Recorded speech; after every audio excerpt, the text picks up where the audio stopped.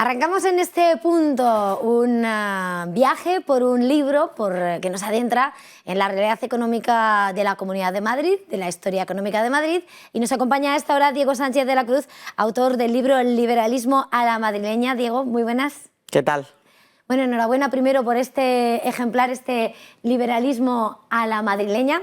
¿Cómo y por qué Madrid se ha convertido en la comunidad que más crece, más empleo genera, mejores servicios públicos ofrece, más recauda y más baja los impuestos? Pues antes de nada, preguntarte en qué consiste este liberalismo a la madrileña. Bueno, es libertad económica y lo hemos hecho de una manera en Madrid como lo podrían haber hecho de otra manera en cualquier otra comunidad autónoma. Pero lo que es interesante es que Madrid lleva 20 años bajando impuestos, 20 años desregulando, 20 años introduciendo gestión privada de servicios públicos. Entonces, al final, lo interesante del modelo de Madrid es que no es flor de un día, no es política de una legislatura, no es rebaja fiscal que dura un presupuesto, no. Son 20 años de un sistema ya tan coherente que ha habido 5 presidencias de por medio entre el principio y la situación actual del modelo y se sigue manteniendo. Entonces, ¿por qué la gente viene cada vez más a Madrid? ¿Por qué se invierte cada vez más en Madrid? ¿Por qué Madrid se ha convertido en la locomotora de la economía española? Porque esa apuesta, que es la de hacer la economía más abierta, más libre, se ha mantenido en el tiempo de forma coherente por casi 20 años ya. Si miramos efectivamente ese marco temporal, esta última parte de la historia de España, tenemos desde la presidencia de Esperanza Aguirre y ahora Ayuso, que aún así continúan enarbolando ese modelo, como señalas en el libro, incluso en la pandemia, donde frente a viento y marea Ayuso ha defendido esa política, ¿no? Liberal frente a lo que eran los pensamientos de mayoritarios, y aún así le ha dado éxito. Está claro que es un modelo sobre el que va a mantener la apuesta y es que le constata como sólido. Es que ahí es cuando más tienes que demostrar que crees o no en unas ideas, ¿no? Entonces, lo que vemos es que a fecha de hoy Madrid sale de la pandemia habiendo evitado los cierres generalizados, pero también habiendo continuado sus estrategias de bajar impuestos, de quitar trabas, de aumentar la libertad económica. Y eso al final un inversor, un empresario, lo perciben como una política continuada que se mantiene, antes decíamos durante 20 años, pero es que se mantiene incluso a prueba de pandemia. Lo que hace eso al final es que te propicia un aumento muy fuerte de la confianza y evidentemente eso se traduce enseguida a la economía. Fíjate, cuando empezamos a desarrollar este marco de política económica libre en Madrid, el peso de Madrid sobre la economía nacional era de aproximadamente 14 puntos sobre el total nacional, casi equiparable con el tamaño de su población. Hoy en día es de más de 19, casi 20 puntos del PIB. Durante ese mismo periodo temporal, Cataluña no solo no ha ganado peso, sino que lo ha perdido. Entonces, tenemos modelos contrapuestos ahora mismo. El nacionalismo en Cataluña está ahuyentando inversión, complicándole las cosas a quienes quieren hacer negocios y obviamente eso se nota en las cifras de actividad económica, y en Madrid ocurre todo lo contrario. La pandemia lo que va a hacer es abrir una década dorada para Madrid, que ya se refleja en la cobertura internacional, porque Madrid es que no solo es noticia aquí, es que Madrid es noticia en periódicos italianos, franceses, británicos, estadounidenses. Hay mucho interés por lo que está pasando aquí. Se ha convertido Madrid en la capital del capitalismo en el sur de Europa. Capital del capitalismo en el sur de Europa. Diego, señalas en estas explicaciones, ¿no?, sobre lo que ha sido este modelo económico que se está implantando y aferrando, ¿no? Cómo se eliminan trabas más allá de las bajadas de impuestos, pero distando que no es un paraíso fiscal. No, no lo es. Ahora, si algunos tienen como referencia que Madrid o toda España se conviertan en un infierno fiscal, que es hacia donde parece que nos quieren llevar, yo creo que ese camino es muy peligroso. Lo estamos viendo en Cataluña. Esta misma semana se anunciaba un impuesto sobre los alimentos procesados, pero es que Cataluña ya ha creado 30 impuestos propios. En Madrid, desde 2022, no va a haber ninguno. Frente a esos modelos, preguntémonos qué ocurre en el resto de Europa. ¿Hay impuestos sobre el patrimonio? No, solo lo hay en España, salvo en Madrid. Lo raro no es lo de Madrid, lo raro es lo del resto de Europa, perdón, el resto de España. ¿Hay impuestos sobre sucesiones? O no lo hay, o lo hay mucho más moderado de lo que tenemos en todas las comunidades autónomas que lo siguen aplicando. ¿Lo raro es Madrid? No, lo raro es esas comunidades que siguen insistiendo en ello.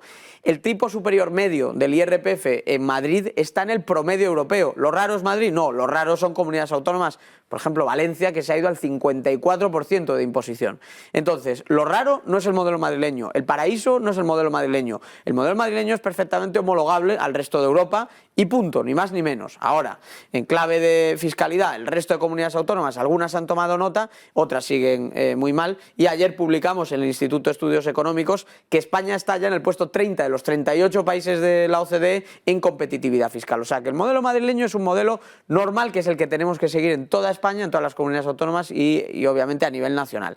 Y como bien decías, no son solo impuestos. Madrid, por ejemplo, ahora mismo está revisando 200 regulaciones. O sea que tiene en marcha una estrategia hoy que dentro de aproximadamente un año se traducirá en que habrá 200 normas que o bien serán eliminadas, o bien serán mejoradas, o bien serán refundidas. Pero hacer negocios en Madrid se va volviendo cada vez más fácil, y lo que no puede ser es que en parte de España estemos haciendo que hacer negocios sea cada vez más difícil, porque lo que necesitamos es más empresarios para crear más riqueza, más inversión, más empleo y más bienestar. No hay otra receta para el progreso. Diego, estás señalando un poco lo que está siendo la radiografía del comportamiento de la economía madrileña, pero en este libro, en este liberalismo a la madrileña, desgrana de alguna manera cómo se van cociendo, ¿no?, ese tipo de gestión, de diseño económico. Y bueno, sin ánimo de hacer un spoiler, no sé, algunos de esos capítulos en los que de alguna manera se constata ese liberalismo, esa maquinaria liberal de Madrid. Cuéntenos alguna. Pues mira, con toda confianza. En el epílogo del libro, por ejemplo, he compartido una entrevista con la propia presidenta Isabel Díaz Ayuso y he explicado además cómo durante la pandemia guardamos un contacto bastante continuado a lo largo de los meses, de las semanas, de los días, para diseñar cuál era el mejor enfoque posible en clave sanitaria. Entonces yo estuve en contacto con algunos de los mejores epidemiólogos del mundo, profesores de Harvard, profesores de Stanford, profesores de Oxford, que se interesaban mucho por lo que está haciendo Madrid. Entonces me encargué de ser algo así como un conducto, ¿no?, entre la sociedad civil, con el gobierno de Madrid por un lado, y por otro lado con expertos que nos daban la razón, que nos decían esto tiene sentido, seguid por ahí, pero que obviamente eran una minoría en ese momento. Entonces yo creo que eso queda muy bien explicado en el libro, y además pues a la gente siempre le interesa saber, oye, cómo fue que Madrid se mantuvo abierto en la pandemia, creían en esto desde el principio, cómo se diseñó una política así. Ahí lo hemos contado en profundidad. Y luego también el libro explica cómo, pues bueno, a raíz de conversaciones con el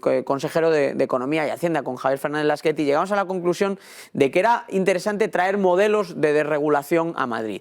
Cómo diseñar una estrategia para quitar trabas en Madrid en base a la evidencia internacional. Entonces, ¿qué hicimos? Pues nos pusimos manos a la obra desde el think tank que yo dirijo, Foro de Regulación Inteligente, para preguntar en otros países, revisar lo que había funcionado, y dimos con el caso de Canadá, que es el que ha inspirado la estrategia madrileña de regulación. Entonces, en el libro lo que hacemos es hablar con el consejero de la provincia de Montreal, así como otras provincias de Canadá, que han hecho una estrategia de desregulación muy intensa, han conseguido quitar entre el 30 y el 40% de toda su normativa, eliminando, simplificando, fundiendo las distintas normas en vigor, y lo hemos trasladado a Madrid. Hemos propuesto ese modelo, y lo bonito es que el Gobierno de Madrid lo ha asumido.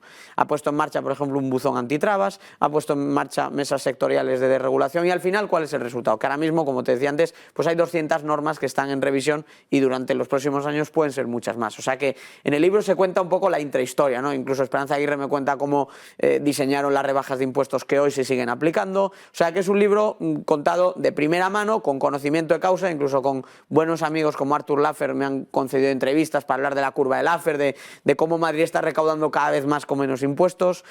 O sea que creo que el lector va a encontrar mucha información de esa que llama mucho la atención y que no está a priori a disposición de cualquiera. En eso lo van a tener en cuanto se hagan con este liberalismo a la madrileña. Pero antes de terminar, Diego, querría preguntar, estaba señalando, ¿no?, cómo se recauda más con menos impuestos, cómo se ha estudiado desde su think tank también, mirando, antes de constituir esa política económica impositiva, a países de referencia, ¿no?, como señalaba Canadá. Y en este momento decías, si no repito mal la frase, Madrid se ha convertido en la capital del capitalismo en el sur de Europa. Sí. En este momento, frente a nuestros, estamos hablando desde Madrid, frente al resto de España, o ya desde lo que se ha aprendido y hecho mirando a otros países, como decías, de Canadá, otros sistemas, ¿dónde podría señalar que destaca y es referente Madrid, más allá de nuestro caso en España? ¿Qué sería lo más sobresaliente para brillar con ese liberalismo a la madrileña? Bueno, yo creo que lo que ha hecho Madrid muy bien y lo que está llamando mucho la atención es que ahora mismo, sin importar lo que esté sucediendo en clave política nacional, porque han pasado muchas cosas en política nacional desde 2003 que empieza a desarrollarse el modelo madrileño hasta 2022, que estamos ya a las puertas. Han pasado muchas cosas, pero la apuesta es la misma. Entonces yo creo que la coherencia del modelo es lo más importante, porque al final tú siempre podrías tener un impuesto un poquito más bajo, seguro que vamos a avanzar en esa dirección. Siempre podrías incluir más competencia, por ejemplo, en la educación o en la sanidad, porque es bueno que el sector privado aporte recursos a ese sistema y complemente la parte del sector público, pero lo interesante, lo verdaderamente llamativo es que Madrid tiene este mismo modelo ya de forma coherente en el tiempo. Lo tiene desde hace 2 décadas y por lo tanto ya el inversor sabe que aquí hay confianza para traer riqueza, generar riqueza, amasar riqueza, invertir riqueza, producir riqueza. Entonces, ese mensaje pro crecimiento, pro empresa, pro inversión, le sienta muy bien a la economía. Madrid ahora mismo crece muy por encima de la media nacional, lo hemos visto en los anteriores trimestres, ha llegado a duplicar la media nacional, 2 puntos más de crecimiento en el tercer trimestre del año. Los datos de empleo son claramente mejores y van a seguir mejorando además en los próximos meses y trimestres. Y esto yo creo que nos recuerda que al final lo importante es que la apuesta sea coherente.